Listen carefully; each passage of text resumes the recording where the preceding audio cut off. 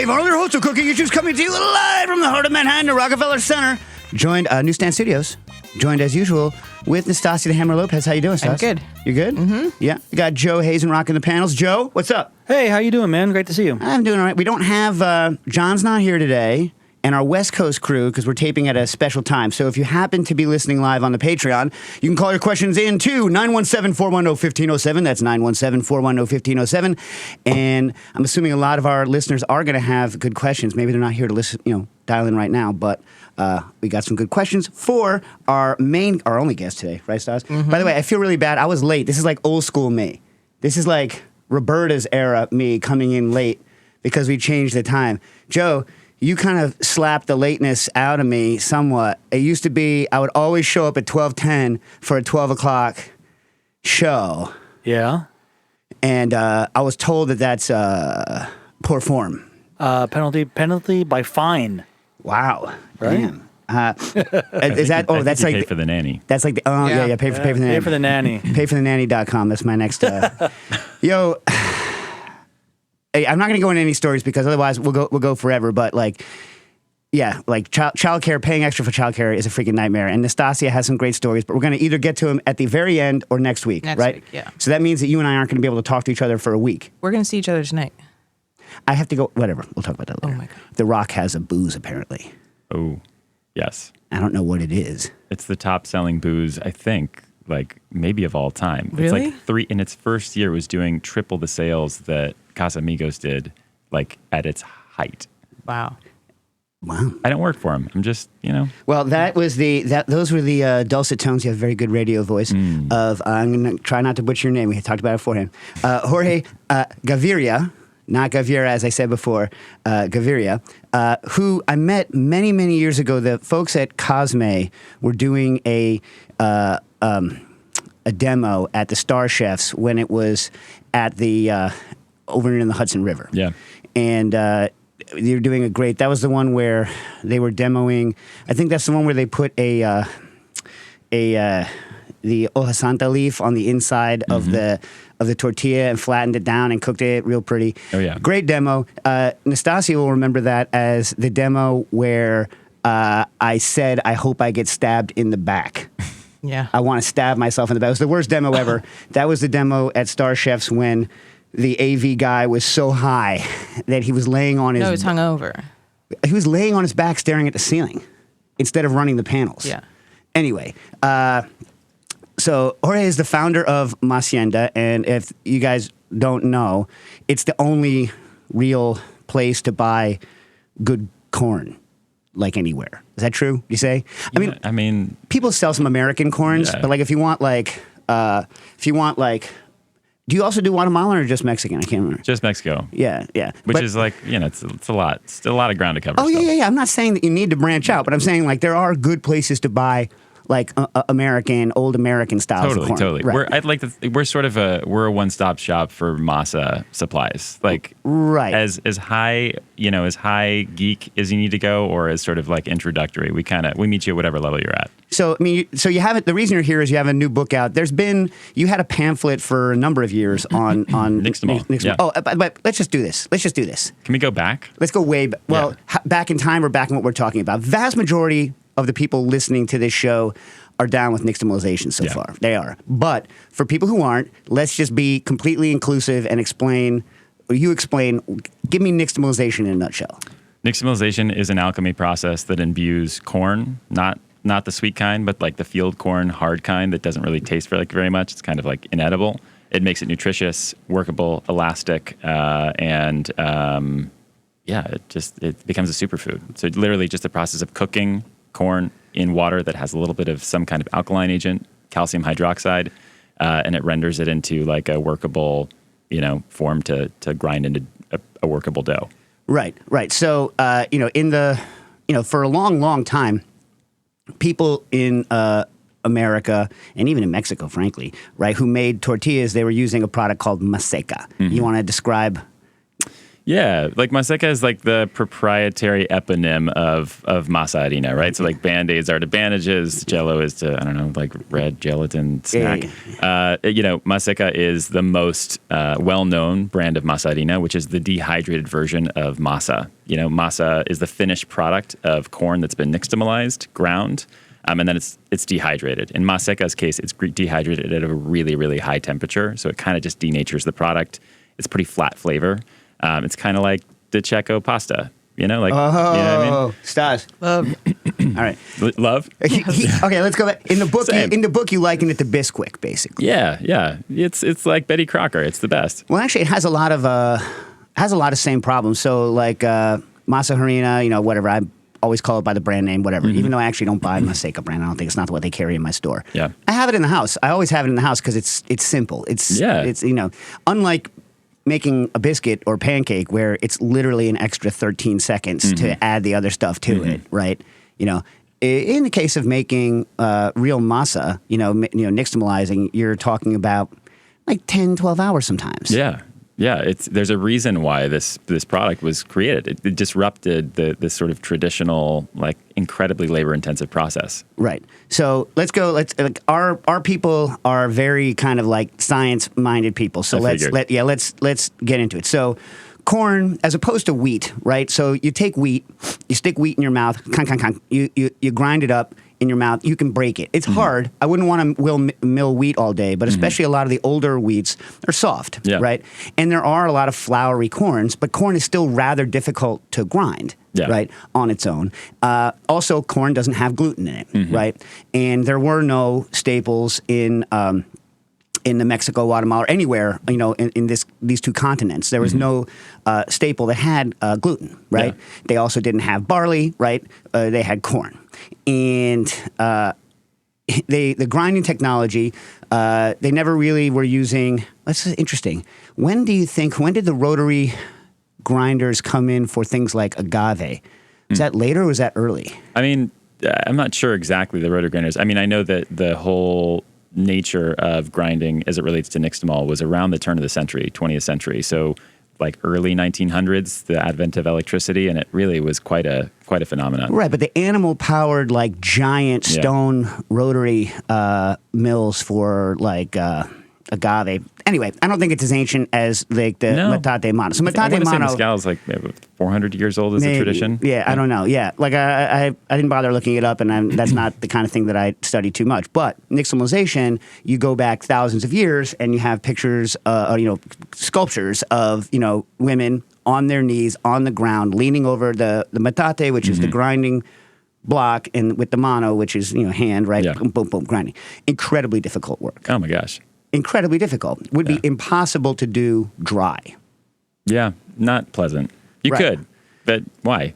Right. Well, in other words, but like all of these amazing things that we love, chocolate, mole, right, masa, right, are all built around this idea of taking something paste-like and over and over and over grinding it until it's very fine texture, right? So you can't do that unless you do this process nixtamalization. Yeah, basically. Right. So, I mean, do you want to go into kind of the nitty-gritty what you do? You take raw corn and you take an alkali. You want to describe the alkali that you use? I mean, calcium hydroxide is the most readily available. It's derived from calcium oxide. This is going to nail the science right now. Just wait.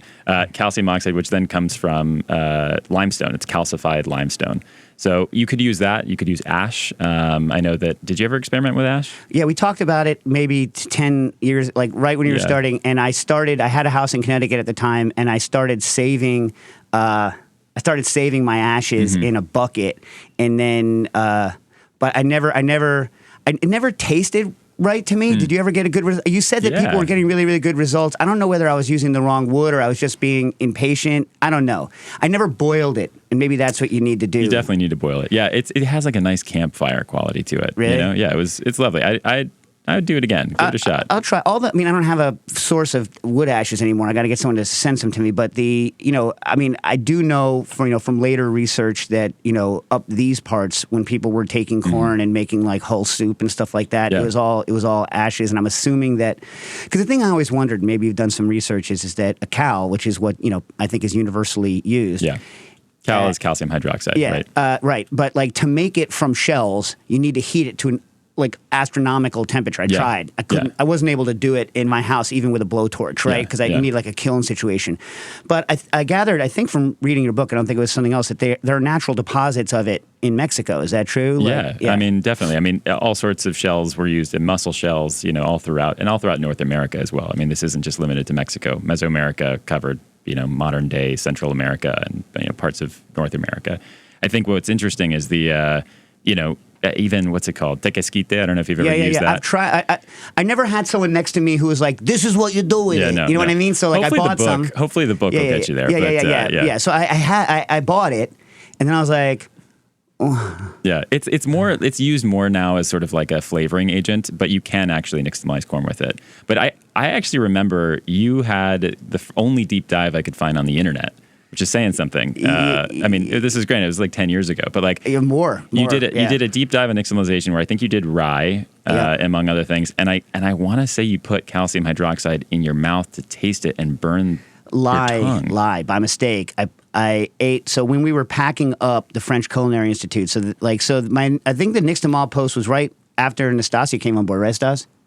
No, it was a couple months after I came over. I mean, that's compared to our relationship now. That's right after. Happy 13 years. Yeah, Nastasia. Jesus Thanks, Christ. you never acknowledged it. Yeah, please. Why would I acknowledge so much pain? For both of us, not for me. For both of us. So the reason I think that Nastasia enjoyed working is because I was a cavalcade of idiocy. So I bought a what would you call that? Like what's something that isn't meant to do anything? It's like a fake, like a tchotchke. What is that? Tchotchke. Remember, I went to like a souvenir shop on 116th Street in like Lex, and I bought like a metate, like a show metate. Now, Like a fugazi? yeah, exactly. There you go. And it was like I'm holding my hands up. It was like a foot and something long. Yeah. You know what I mean? And it was real rough, like molcajete rough, right? And I was like, what the? And so I got it back to the French Culinary Institute. Remember this, Stas? Mm-hmm. And I was like, this doesn't work. This sucks. And then I started grinding it with a grinder to kind of like try to like imitate that I've been using it for 30 years. Yeah. And then I still couldn't get it to work. And then, Stas, you remember you duct taped it to my back? Yeah. What else did I take home that day? You duct taped like Why? 100 pounds of stuff to my back.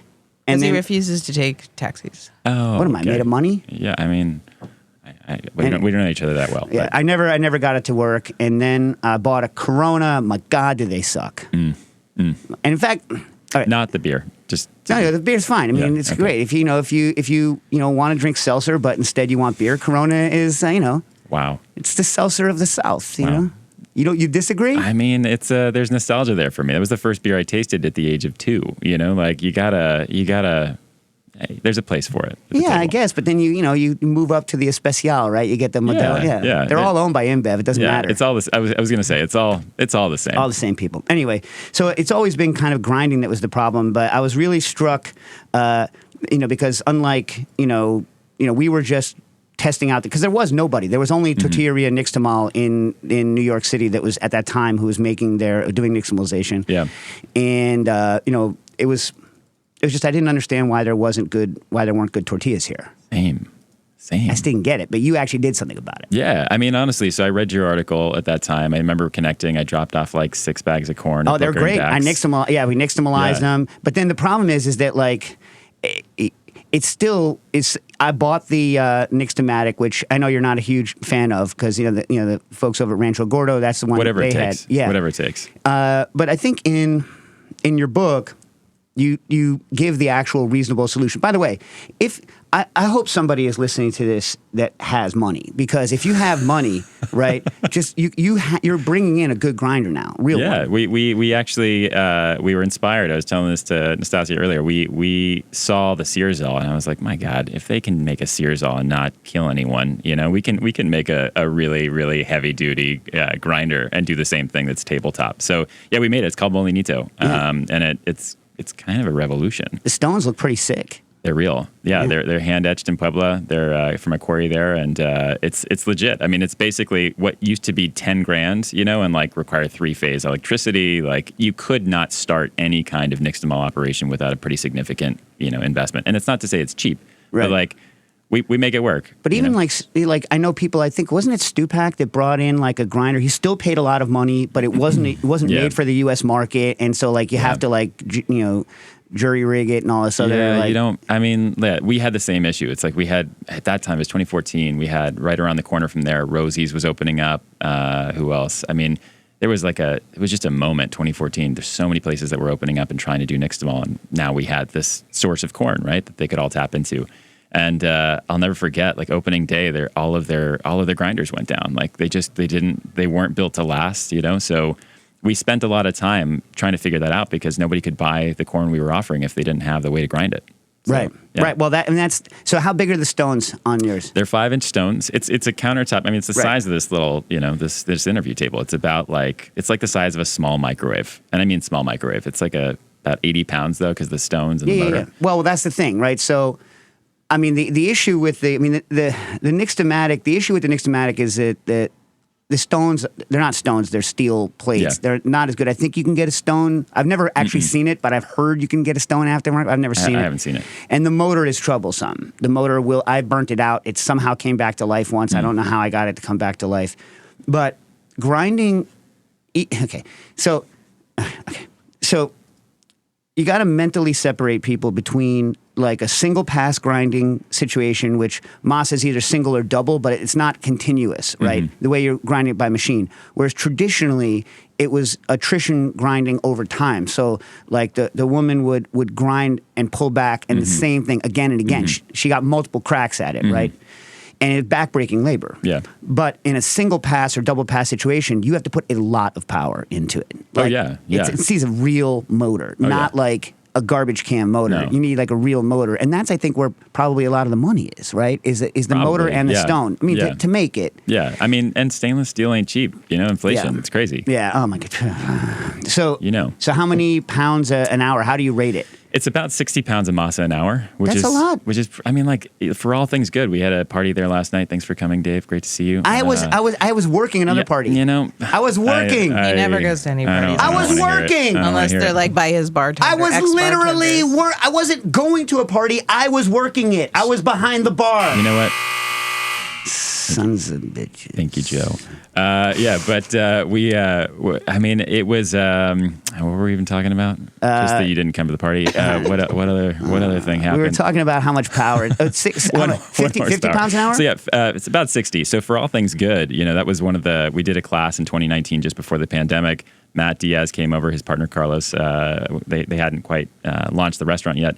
And it helped launch their restaurant. Now they've got another restaurant in Williamsburg. And it's like this has been a recurring story across the country and the world. Like everybody is now opening up a restaurant and diving deeper into it because it's such an accessible piece of equipment. Yeah, well, and so I know this is going to sound ridiculous to people who are at home, but for $1,800, if you're building a program around Masa, buy 3. Yeah. Use 2. Yeah. Buy 3. Yeah. Have the spare. And then I'm sure you'll fix it if there's ever a problem, and then they get it fixed. And that's how you do a program. But that's the whole thing with the centrifuge too. You make it cheap enough so the restaurant can buy 3, use 2. Right. It's like no one's like, well, I guess we're going to shut. The Vitapep's broke. Yeah. You know what I mean? Like, exactly. And the thing that people don't get is that when you're selling something that's niche, it costs a lot more, but it looks beefy as all hell. It's a lot for a home to have. I was surprised. Like there are a lot of home cooks who've been buying it, and just to go back, if you are a home cook, I've been corrected. I put out there, and of course the tribe responded and was really quite upset about it. You can get a tortilla puff from a hand grinder with 1 pass. In a Corona? In a Corona. Or a Victoria. Yeah. You can do it. All the same molds, right? They're all the same molds. They're all out of Colombia, strangely. Yeah. Or maybe by way of Colombia from China, probably. Yeah. Pass through Colombia. Yeah, just like the chilies. Yeah. You did it. You get a puff. Okay, listen. We had a group. We had an intern who ended up going to work at French Laundry and then opened his own place in where is he? He's in Taiwan or Hong Kong. I can't remember. And we had a Corona hand grinder at my house, and we had all the interns from the SCI come over, and we were doing masa for like, what was that, like 30 people? Yeah. Yeah. And hand, right? And Interns. And he was the only guy. He just stood there going at it like, how many hours was he grinding that Corona? If you want to make one tortilla, I'm sure you can get the Corona to work. Yeah. If you break it in forever. That's another thing. I'm sure your thing comes ready to grind out of the box, right? You betcha. Yeah. I mean, that's the thing. Like, even the Nixtomatic, it takes a lot of wear down to get the things to work properly. Yeah. I mean, I didn't think I'm really happy we're plugging Molinito today. It was just totally unexpected. Thank you. Well, it's the problem. So the other solution that you pose in your book to grinding, and I guess we should... Out today. What? Out today. Oh, out today. Yeah. Congratulations. Thank you. Happy Pup Yeah. Day. And what month is it? September 13th. It's Hispanic Heritage Month, which is why we're here. Thanks. That's right. You couldn't come to the party, but you did want to make sure we celebrated Hispanic Heritage Month in the right way. You came correct. Thank I you, Dave. did. Yeah. I was really thinking about that a lot. No, it's just I saw you were coming out with the book, and I was like, holy crap. We haven't talked in a long time, and obviously it's a subject I love. Let me back up 1 second. So when you nixtamalize, right, they need it to grind, right? Mm-hmm. So when you're steeping it, what the alkali is doing is softening the outside of the corn because it's hard, right? Yeah. And also turning it into this amazing goo. Yeah. That takes the place of gluten. Right. That, along with the fact that you're partially cooking some of the starch, and so that also holds water. So that's why masa, when you grind it, is stiff, but it has a lot of water. And if you grind it fine enough, that's why it can puff. You need to hold enough water, but still be stiff enough that it does the puff. Now, you make a bunch of interesting kind of things. You have like a table tortilla versus a frying tortilla versus all these different things. It comes down to texture. You want to talk about those and like grind styles, how it might be easier to make one as opposed to the other? Totally. And for anyone who's listening, I do think that like the meat of this book, you're going to want to do the kernel to masa process. It's like a lot of people have been talking about this book sort of reminds them of Tartine Bakery and that like 40-page country loaf approach. Like we go deep on that here. But you have to, though. You have to. Otherwise, like, you just don't know the variables that you're playing with here. Right. But yeah, there's two, and this is sort of more of a product of like modern day, industrialization of food. We work with, at the very sort of beginning of the supply chain, farmers, families who have been doing this in open air, beautiful, Comal fueled kitchens for a long time. And then we also work with tortillerias around the country. And in fact, El Milagro, which is one of the biggest in the country that really kind of still does things this traditional way at a huge scale. Billions of tortillas made, the old-fashioned way a year. They were, the first time I went over there to ask them if they'd make a tortilla for us for this Whole Foods thing we were doing. He's like, yeah, what kind of tortilla you want? They had like 180 recipes for tortillas. I was like, for a corn tortilla, like what could be so different? And he kind of just broke it down along two kind of a very, very basic like binary system. You have a table tortilla, which is the kind that puffs usually. It's soft. It's like, as the name implies, it's meant to kind of be shared around the table. You make a taco out of it. If you're Mexican, you will not start a meal until that's on the table. It's like utensils, And then you've got a fried tortilla, which is really it's low moisture, so that it can just fry and crisp up really nicely, and in kind of a more coarse texture, which sort of helps with that moisture issue. So that it has like just a nice snap to it. And I think that was basically just trying to replicate at the end of the day a stale tortilla, right? Like a stale tortilla is just like loses a little bit of moisture. It's cracking a little bit. Those are easier to grind for people, though. What's that? Like the coarser ones, the frying ones. Yeah. Easier as your first thing to try to make. But it's not as worth it because once you fry it, it's not the godsend thing. My first tortilla was garbage, but like there was some magic in having gone through that whole process and realizing this is it. Like you're close, like you can see that the flavor at least had developed, Right. Maybe not so much the texture. Right. That's a good way to put it because as soon as you start boiling it and you pick it up out of the soaking solution, you're like, oh. It's wild. Yeah, it's magic. It literally is alchemy, So I think not literally. It's not turning to gold. Yeah, but actually it does. It kind of starts glowing. It's like got a whole new color to it.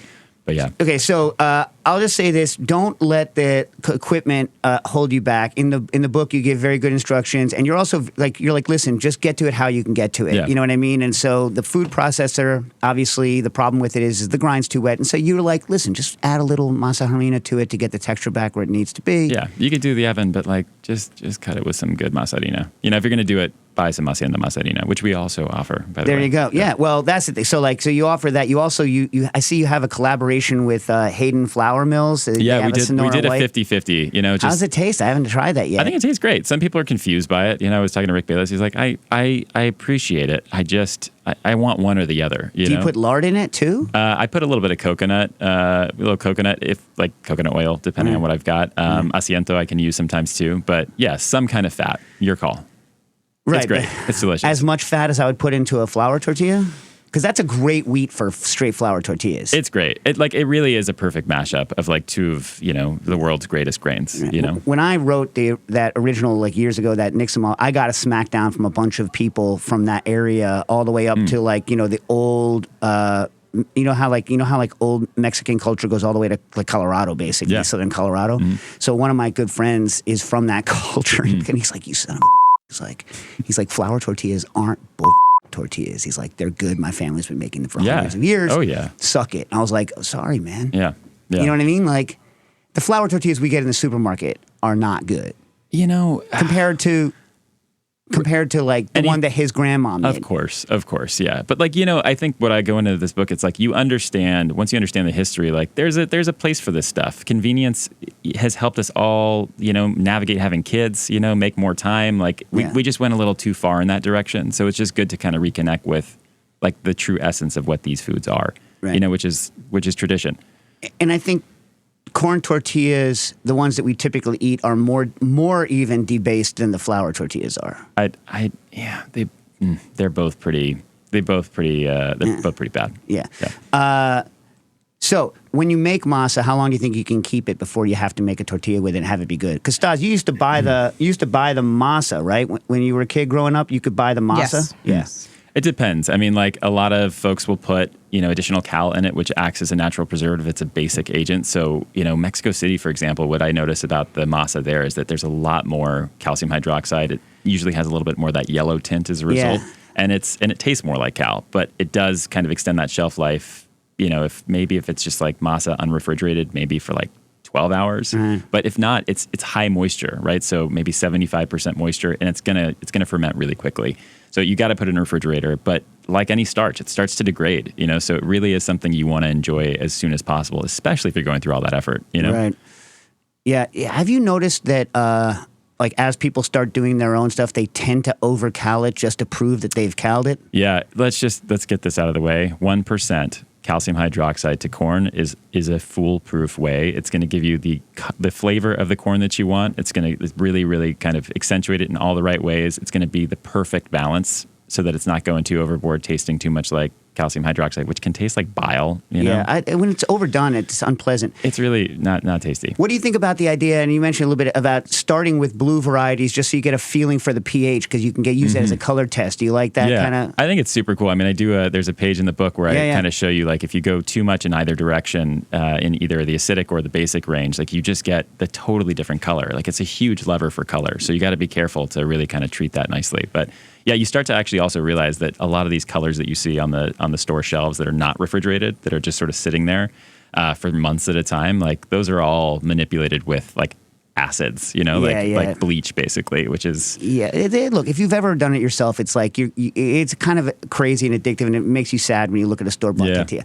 But so you put the corn with the cal, you bring it up to the boil, and now when am I pulling it out? What do you like to look for when it's done? Like a nice al dente quality to it, and like a Italian al dente sense, not American sense, Right. Well, you don't want it all the way. So there's still some starchy stuff in the center, right? Yeah, because it's gonna create kind of like this mortar, Like right. Cal actually is used as a mortar agent, right? Like it's used in cements and things like that, and it kind of has that same property when it comes to nixtamalization. It's a binding agent.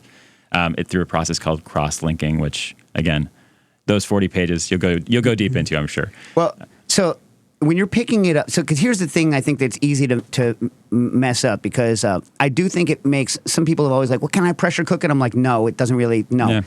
I've never tried, honestly. I wasn't able to get a good, I love pressure cookers, but I wasn't able to get a decent repeatable result. But because you don't really want to just take it to where it is and then pull it right away, which is kind of the way pressure cooker stuff works.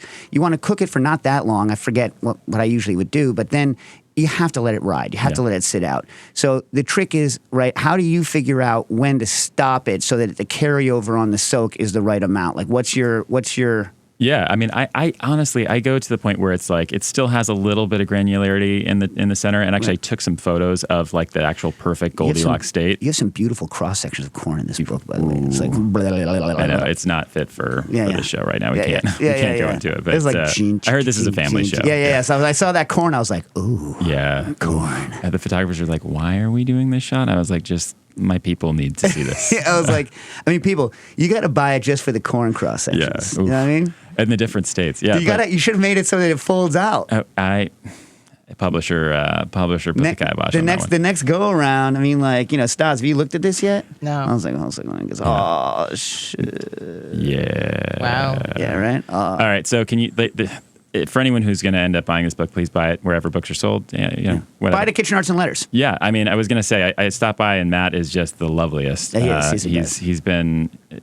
Thank you. Yeah. Hey, Matt. Yeah. I think what's interesting, if anybody can find some of the errors, this happens in any cookbook, please let me know and we'll give you a molinito. Don't do that. I don't know. Don't do that. No, take it back right now. Let me know. Take it back right now. No, because they're going to find some little thing. You misplaced the comma. We should. Oh, no, like syntax, no punctuation, just like true fact error. Let me know. Okay. Yeah. Listen. Okay. He doesn't guarantee that it's going to be new. It's going to be one he scraped off the shop floor. It'll be the prototype for sure. Yeah. Okay. So, and then, do you, on the first cook, do you need that stuff to fully slip off when you pick it up?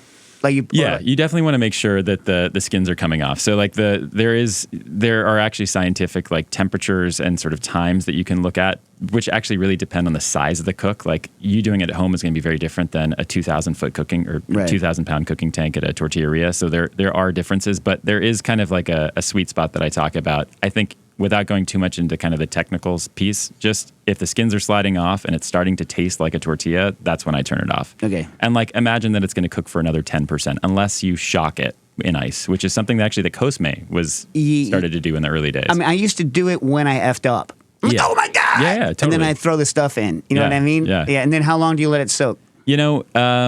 Tortillerias will do it for like honestly 4 hours because there's so much residual heat that's sitting in there, and it kind of accelerates that process. I'll leave it overnight. I don't really think about it honestly. Yeah. It's convenient. Overnight's convenient. Yeah, the science just kind of happens to it. Now here's the thing. Yeah. Here's where it gets. Oh boy. How much do you rub and rinse? Because to me, that's the thing. That's the whole thing. Besides from the grinding. Yeah. How much do you rub and rinse? Rub and grind. This is getting off the rails right now, Dave. I think like it depends. There's so much because corn is not made of gluten in any way. You really have to make sure that you're controlling the skins that are kind of loosening in that process. Not kind of, they are loosening in that process. I do about a 50% wash off rate, right? Because you want to have some of those skins. It's where the natural gums of the corn are. They're going to be what help bind all of these different kind of the network structure of masa together. It's really kind of the glue of it. Would you say more people tend to over rinse or more people tend to under rinse? People wash it clean because they think that because it's fun. You're just like, it's like a scab. They think they're going to make soup out of it or something. Yeah, scab and soup. Sorry, those are really okay, so like you rinse and then the grinding. So for the average home person who, when they're just starting, they should probably don't do it in a Vitamix, people. Yeah. Don't. Food processor, small batches, long time. Yeah, food processor, you could do it for a long time, and you have to put a ton of water in there to actually let it spin.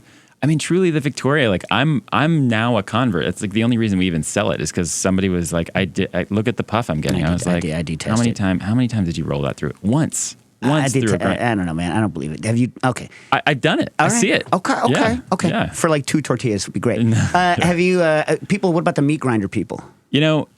People do it. I haven't experienced. I've done it out of a meat grinder, and it was really not very tasty. But like, I think where there's a will, there's a way. Whatever you can do to connect with this food in a more kind of deep, meaningful level, and like appreciate how much work goes into an actually really thoughtfully made tortilla. I don't care how you do it. At the end of the day. Right. So here's someone did it in a bullet. What? And I was like, a bullet? Like, how? That takes even longer than a hand grinder. Yeah. At that point, just get a cup and a mallet.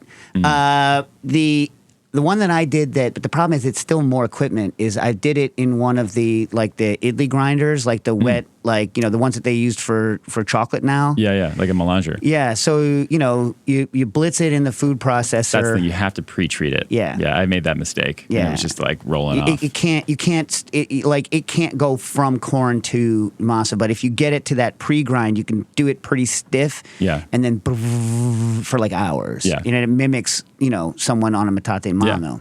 Yeah. But anyway, so that's still the thing. But don't let that stop you from getting the book. But here's the cool thing, because unlike when I was doing those experiments and you couldn't get decent corn, now you can get God's corn. You want to talk about the different flavors of the corn, and I got to get some questions. Just like what people can look for in, because I think they're like, well, am I going to go like white, yellow, or blue? That's all they're thinking. Right, Can you right. talk about just the variance in the corn and what it does to the tortillas? Yeah, I mean, I think the first moment I realized that there was something really exceptional about corn, and in the same way we think about tomatoes or wheat or whatever, it's there was a farmer that I worked with in Oaxaca in the very beginning, and we were joined by an agronomist.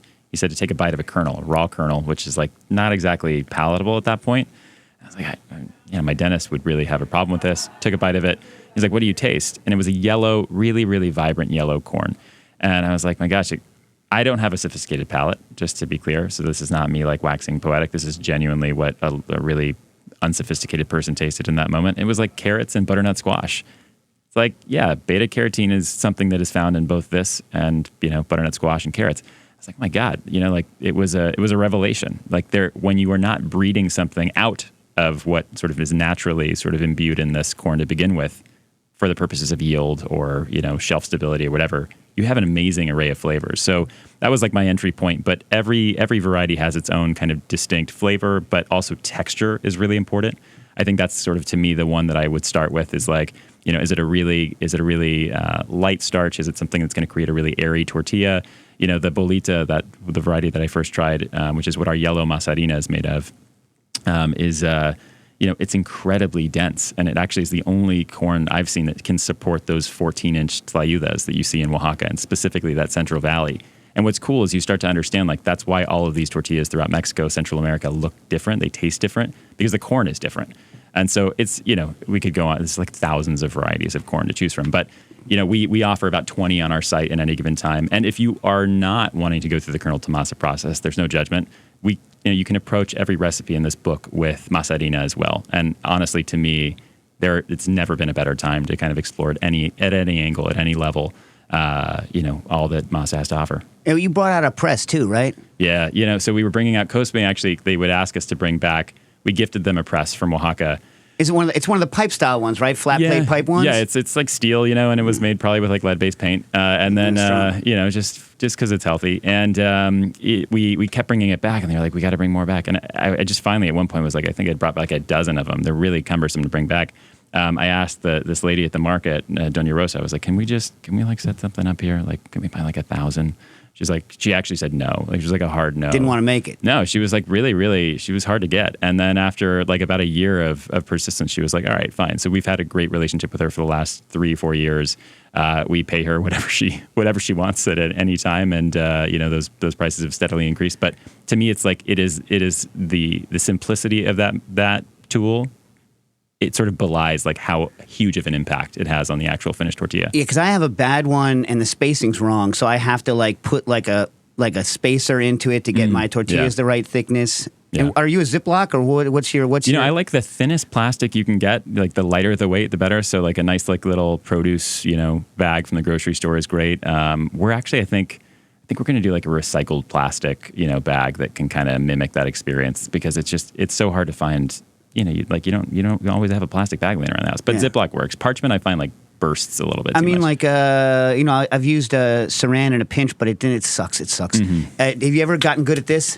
No, I can't do it. You look great doing that, though. I mean, do we have cameras that people are gonna be able to see that? Sometimes we do, but like I've tried it many times. I'm like, oh, it's too much skill. Yeah, I can't do that. I need to have learned that for generations. That's not something you can just. No, there's some things that they're. It's easier to do with chapatis. So if you're doing like chapatis, that because the gluten holds it together, say it's more forgiving. Yeah, much more forgiving, and much more forgiving, I think, on the puff too. But of course, no one's grinding their own flour for that either. No, not yet. No, true. All right, let me get to some questions. From Cypress Hill, when is someone going to start producing a stone? Now, a lot of the people here are calling them wet grinders, but they're not referring, they're referring to something that can grind masa, not like wet grinder in the sense of idlis. Yeah, Right, or right. wet grinders like Iowa, which is like a whole different ballgame. That attaches to a KitchenAid stand mixer hub, specifically the flat style grinder used for larger masa machines. They're currently using the Estrella, which is the Corona style one, attached to a meat grinder motor. That's hard dangerous. I've seen people do that. Works well, but it's not elegant. It's the closest I've gotten to being seriously maimed in the kitchen. So you ever gonna make an attachment? Working on it. I mean, like if anyone at KitchenAid is listening, please give us a holler. There's a huge tribe who wants to do this, and we will develop it at no cost to KitchenAid. But no, it's what we've seen are attachments for dry, which unless you are dehydrating the nixtamal after you've cooked it in cal and let it sit, it won't run through there well. We actually talked to the folks at Mock Mill their stones won't do it. You'd have to use your it'll gum it up. But couldn't you, the stones that they put on the Mock Mill attachment for the KitchenAid has a much smaller stone than you're using. They make, and Como, which is the same guy. Exactly. They make a one that's your size. They make one that's this big, but only for their freestanding, not for the attachments. I just think they're nervous that they're not going to be enough power. Yeah, there's not enough torque. Actually, sorry, it was Como who we talked to, not Mock Mill. Mock Mill didn't get back to me. Right. We're doing all right. But it's there's so much torque. I mean, those stones weigh. I mean, I forget the actual pounds, but they're a couple pounds, and you need a lot of of power, as we talked about earlier, to make them move. And I think one of the problems with KitchenAid specifically, Cypress, is that no one wants to produce one. Look, I'm sure you could get it to work on the professional ones that are like 800 watts or whatever, like the new ones, like the big ones.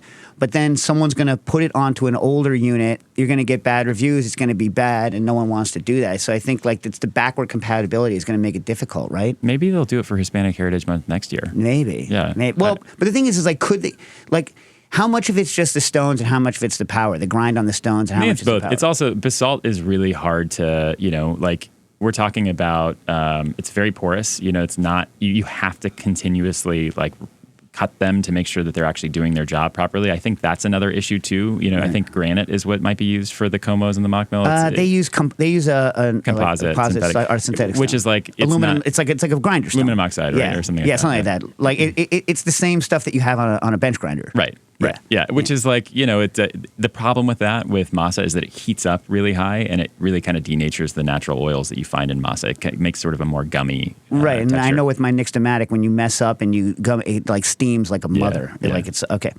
Jason Lynn, what's the most effective means of grinding masa without a wet grinder? Well, I mean, I'm gonna say spend $45 on a Estrella or a Victoria. I'm sorry, Dave. You like that better than the food processor? And I do. I honestly, the food processor to me is it's you got to do too much.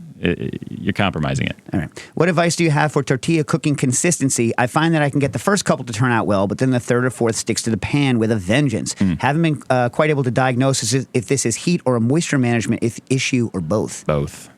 Moistures, you just start with your masa in the beginning, whether you're using masa harina or you've done kernel de masa, and after 5 minutes, it's probably close to a stove, which is high temperature, maybe 400 or 500 degrees. It's going to dry out, unless you've got a rag, and even like a wet sort of like kitchen towel over it. And that really starts to do the Smoosh Test. The Smoosh Test is a very technical way of telling if your masa is ready to go. Roll the ball, smush it in your hands, and if the outer edges of it are cracking, it's thirsty. Give it a little more water. Right. And then, if you're going for a puff, I went deep into the puff. Yeah, you did. And by the way, you guys need to buy the book. Buy the book. I can't buy the book, but also watch your video series. Thank you. Yeah. Oof, what's it called? Dave. It's called Kernel de Masa. Kernel de Masa. Yeah.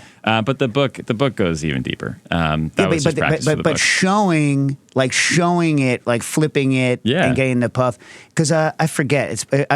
It's right when we asked you. I watched them all. But do you do the spoon down if it doesn't puff? I'll do like my fingers or like a little kitchen towel and compress. The problem, does anyone do open flame like they do for chapati for the puff on the second thing or no? People do it. I mean, I don't love that hard char as much. Right. I like it I like it nicely kissed on a comal. Right. So to me, when I first saw the push down trick on the puff, I was shocked because I was like, oh, it's a contact issue. I'm not getting enough heat through the thing. Yeah, exactly. You push it in contact, and pushing it down makes it puff up. It's so counterintuitive. We should have written this book together. Next time. Next time. So listen, the other thing is on the puff. Why don't you? Because some people think it's just no, but it tastes different because the steam on the inside. You want to talk about the texture of one that just puffed properly? Yeah, I mean, like we talk about crumb shots all the time. You know, like you just like cut this cross section of bread, and you've got that nice, like kind of like spongy interior. It's the same sort of idea. You know, you're sort of getting this nice, like sort of souffle that's really cooking through the center. And a puff is like very elusive. I think it's sort of like this magical quality, but it's quite basic in terms of what is actually happening. You're getting moisture that's trapped in between kind of two like seared edges, basically two seared sides. And when the heat hits that moisture, it expands, and it's allowing it to cook through in a really even way. So, you know, a puff consists of really 5. I'm not even going to do this off the top of my head. A puff is actually, there are 5 things that are going to be at work there. Compression, which we just talked about, so you can kind of like coax it if you're not, you can't do like a really unformed tortilla puck. It's not going to really happen. Right. Well, you're trying to get the bottom surface to get the heat transfer. Yeah, exactly. So compression, moisture, elasticity. So like those skins are actually going to really help, like bubble gum, you know, like kind of give it some nice skin to expand. What else? Grind. You know, you really need a fine grind to get that done. Hard to do with like bits. This is why I think it's not a bad idea to practice puff with masa harina. Yeah. Practice puff with it, so you know 100%. about the puff. And temperature. You know, like I used in our office for that kitchenette, like Colonel Masa series, like a 400 degree, you know, hot plate basically. And it's like not quite as hot. I actually took, this is like the nerdiest thing I ever did. I took a laser thermometer to Oaxaca and Mexico City and like just tested everybody. And it was like average was like 666 Fahrenheit. Did you get a lot of side eye? No, people were like, how hot is it? And I was like, it's real hot. It's 666 degrees. Hot as hell. Also, I can't stress this enough. If you're just having it around for recipes, whatever, buy the supermarket garbage. But it is universally rancid and stale by the time that you get it. Yeah. So you should really buy the masa harina from Hacienda and not the one. Look, the supermarket one is cheap. It's available. I'm not trying to like yuck anyone's yum, but I'm saying it's not the same product. No, I literally talked to somebody who remains anonymous, who used to work for a really large. He was executive leadership at one of these types of companies, and he's like, you know, actually everything that's good goes to food service. The heads and the tails of these runs go into retail. It's like the worst of what is being produced. So, you know, but it got me where I am sitting with you today. So I'm grateful for that. So Jameson writes in, I regularly do 100 grams of white Hacienda chef grade, hand mix, knead, saran wrap the whole ball when I finish cooking. While I finish cooking, I then divide into 4. So that's pretty big tortilla, right? 25 of masa, of harina. The grams are a struggle for me. Yeah. I would then divide into 4 and cook on cast iron 2 at a time to serve immediately. I get 2 noticeable textures. One is smoothish, leathery, the other granular. It seems almost random out of the same batch.